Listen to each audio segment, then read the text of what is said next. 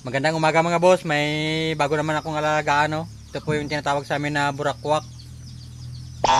Wala na po yung magulang ito kasi na-adobo na po kagabi. Hindi talaga yan maiwasan dito sa gubat. Dito po, tinawagan po nila ako na paalagaan daw nila yung burakwak. Ito po, alagaan po natin. Sisiw pa po. Kung sakaling pakawalan ko ito mga boss, mabuhay na kaya ito. Ganito kalaki, oh. Ang gandang mga ibon, no? Burawakwak po tawag sa amin. Hop, hop, hop, hop. Dito na po ako sa bahay mga boss. Sa ngayon, gawan ko po muna sila ng malaking kulungan. First time ko po mag-alaga ng ganito na ibon, yung burawakwak po tawag sa amin.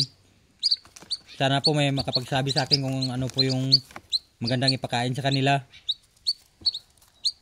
At pag lumaki na sila mga boss, huwag kayong mag-alala. Dahil palayain ko din sila tulad sa mga ibang alaga ko. Maraming salamat. God bless.